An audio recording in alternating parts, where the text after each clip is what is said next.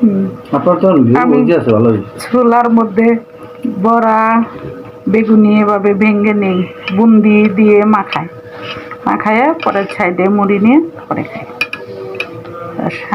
আবার একটা আস্ত রাখি, এমনি চপটার সাইডে রাখি, পরে কামড় দিয়ে খাই। এভাবে খাই না। আমার বাবা থেকে মনে হয় আব্বা সব ঠিকঠাক আছে। আমি খাই আলাদা আলাদা করে খাই, আলাদা আলাদা করে, কারণ বরিশালের লোকজন আলাদা আলাদা খাইতে পছন্দ করে। শ্বশুর বাড়িতে আসতে শ্বশুর বাড়ির আপ্যায়ন খুবই মজাদায়ক এবং আমার শাশুড়ি আম্মা খুবই ভালো করে রান্না করছে। বোঝা যাচ্ছে খাবারের ঘ্রাণে মনে হচ্ছে যেন মৌ ঘ্রাণ।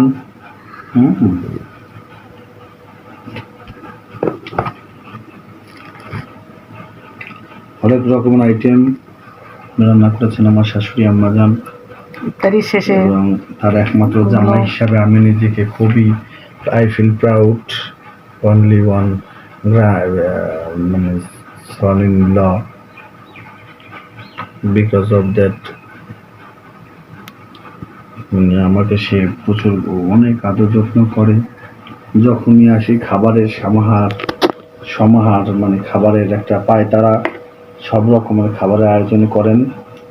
আমার শাশুড়ির হাতের রান্না খুবই সুস্বাদু। আমার এই তৌফিক দিয়ে দাও আল্লাহ। আর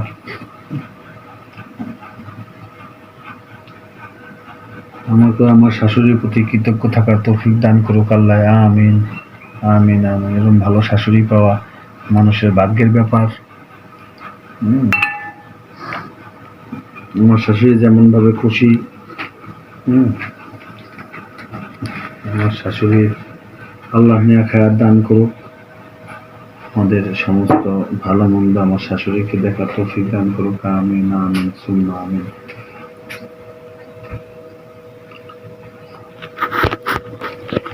কত 13তে আজকে না 14? 14 হওয়ার পরে আমাদের এক মিনিট পরে কমসে কম ইয়া দিব সাইড, খারাপ এক মিনিট পরে। আর আমরা সাইরেন না দিলে চাই না, সাইরেন দিব পরে খাই। আজান কেন? আজান আরে তো সাইরেন দিয়ে পরে আজান দেয়।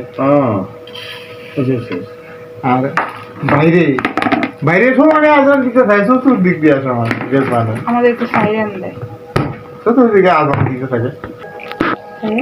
পাশে দিছে মসজিদে বিসমিল্লাহির রহমানির রহিম। গোড়াটা দিব 3 বার খানা দিতে বেশি না।